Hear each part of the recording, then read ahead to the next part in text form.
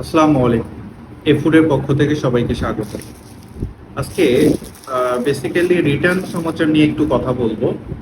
তো আমরা যখন কোনো পার্সেল প্রসেস করি, আমরা কিন্তু টাইমলি পার্সেলগুলো প্রসেস করি। প্যাকেজিং থেকে শুরু করে সবকিছু আমরা টাইমলি করি।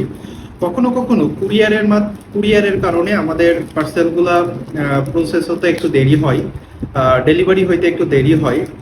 যেমন এই পার্সেলটা আমার ঢাকা গুলশানের একজন ক্লায়েন্টের ছিল, কাস্টমারের ছিল, কিন্তু জাস্ট একদিন দেরি হওয়ার কারণে উনি পার্সেলটা রিটার্ন করেছে।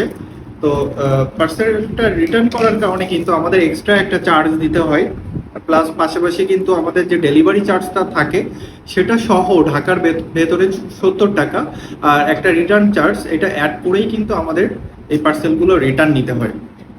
সুতরাং আপনারা যারা পার্সেল রিটার্ন করেন একটু ভেবে চিন্তে রিটার্ন করবেন, কেননা আপনারা যখন পার্সেলগুলো রিটার্ন করেন তখন কিন্তু আমাদের মানে এক্সট্রা খরচ হয়ে যায়।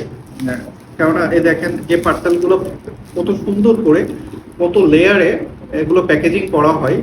সো এই প্যাকেজিংগুলো কিন্তু এখন নষ্ট হয়ে যাবে, এখানে আর অন্য কোনো প্যাকেজিং করতে পারবো না, এগুলো টোটালি নষ্ট হয়ে যাবে। তো এই কস্টে, এই বাবল, সবকিছু মিলাই কিন্তু একটা খরচ হয়, যে খরচটা তো যাচ্ছে।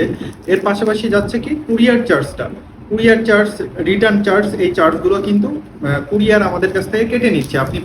আপনাকে ফোন দেওয়ার পরে আপনি যদি বলেন না আমি পার্সেল নিব না, ওকে, আপনি হয়তো বলে দিতে পারছেন, সহজে বলে দিচ্ছেন যে আমি পার্সেল নিব না, কিন্তু আমাদের ক্ষেত্রে কি হচ্ছে যে আমরা কতগুলো হ্যাসেলের শিকার হচ্ছি।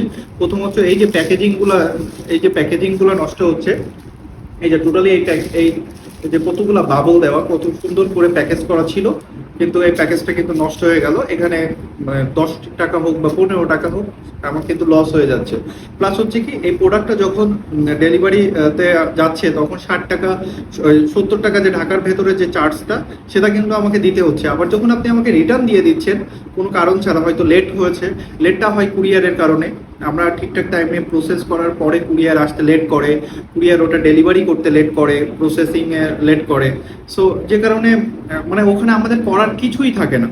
সেক্ষেত্রে আপনাদের হয়তো একটু একদিন লেট হওয়ার কারণে আপনারা ওইটা রিটার্ন করে দিচ্ছেন। তো রিটার্ন করার সময় একটু চিন্তা করতেছেন না যে রিটার্ন করলে একজন ব্যবসায়ীর লস হবে।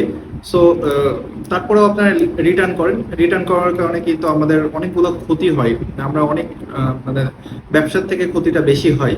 সো এখানে আপনার কাছে হয়তো এই 1 কেজি চিয়া সিড বিক্রি করলে 100 টাকা বা 50 টাকা লাভ করতাম, সেই লাভটা কিন্তু হচ্ছে না, বরং আরো কস্ট বেড়ে যাচ্ছে। এবং আমার কিন্তু মানে আমার বিজনেসে কিন্তু একটা হ্যাম্পার হচ্ছে যে আমার রিটার্ন রেটটা বেড়ে যাচ্ছে।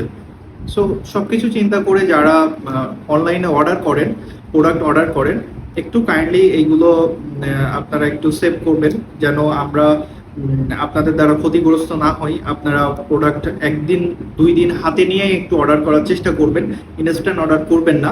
1-2 দিন হাতে নিয়ে অর্ডার করলে সুবিধা হবে কি, আপনি রাইট টাইমে প্রোডাক্টটা পাবেন, আর রিটার্ন দেওয়া লাগবে না, আমাদের ব্যবসায়ও কোনো প্রকার ক্ষতি হবে না। তো আশা করি সবাই এটা মেনে চলবেন, ভালো থাকবেন, সুন্দর থাকবেন, এ ফুডের সাথে থাকবেন। ধন্যবাদ।